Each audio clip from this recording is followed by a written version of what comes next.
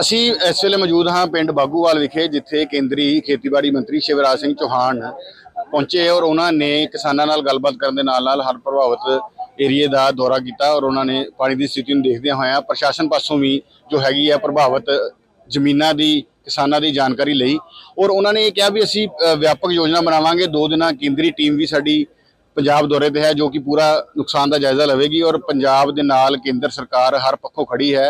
किसी तरह भी किसानों नूं इकल्लियां नहीं छड्डिया जाएगा और उन्हां दी हर संभव मदद की जाएगी। कैमरामैन राजिंदर राजू दे नाल अमरजीत सिंह सडाना, कपूरथला। आज सवेरे से ही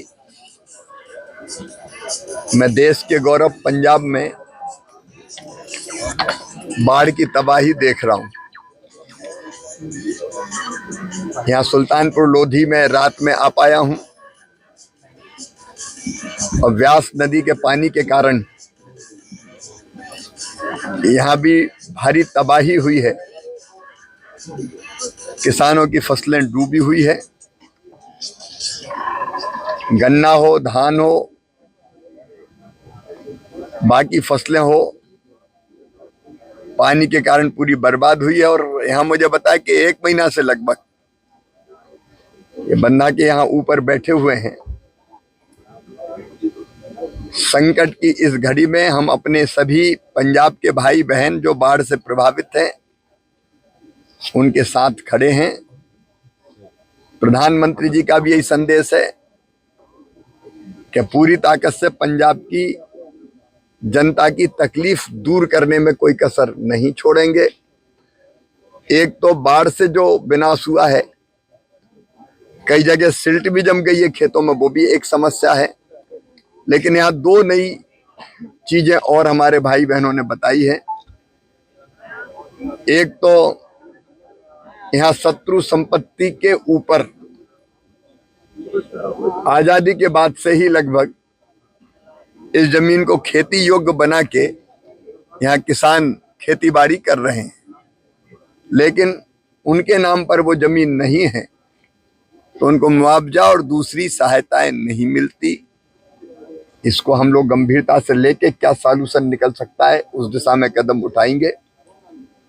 और दूसरे, हर साल ये संकट यहाँ व्यास नदी में जब पानी बढ़ता है तो आता है, तो इसके परमानेंट सॉल्यूशन की बात हमारे भाइयों ने, साथियों ने की। हम चर्चा करके राज्य सरकार के साथ भी बात करेंगे, क्योंकि कई चीजें ऐसी जिसका परमानेंट सॉल्यूशन स्टेट गवर्नमेंट को खोजना पड़ता है। केंद्र का जो सहयोग होगा हम करेंगे।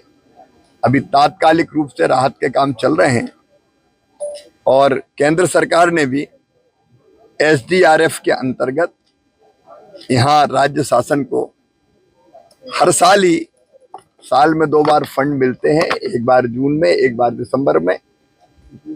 वो पैसा भी आया हुआ है, लेकिन क्षति के आकलन के बाद, क्योंकि 2 केंद्रीय टीमें आई है जो हर दृष्टि से क्या नुकसान हुआ उसका आकलन करेगी, फिर अपना प्रतिवेदन प्रस्तुत करेगी। राज्य सरकार भी अपना प्रतिवेदन देगी, जनता के प्रतिवेदन आए हुए। इसके आधार पर कैसे हम इस संकट से अपने भाई बहनों को उबारने के लिए क्या क्या करें वो फैसला होगा। लेकिन संकट के पार निकाल के अपने भाई बहनों को ले जाएंगे, इसी संकल्प के साथ यहाँ आए हुए हैं। आज कष्ट है, तकलीफ है, परेशानी है, लेकिन मैं सभी भाई बहनों से कहना चाहता हूँ, पंजाब तो वैसे भी कभी निराश होते ही नहीं है।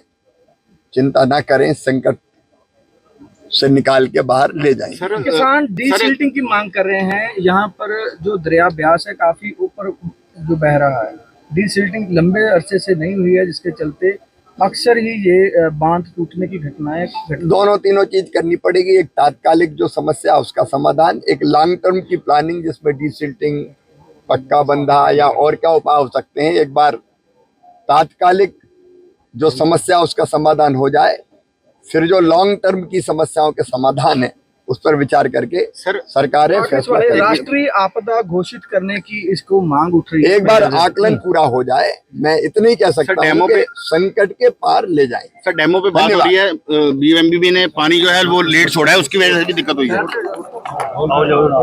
अजीत पंजाबी दी ऑथेंटिक खबरां दे लई सबसक्राइब करो अजीत वैब TV ਅਤੇ ਤਾਜ਼ੀ ਖਬਰਾਂ ਦੀ ਨੋਟੀਫਿਕੇਸ਼ਨ ਪਾਉਣ ਦੇ ਲਈ ਬੈਲ ਆਈਕਨ ਤੇ ਕਲਿੱਕ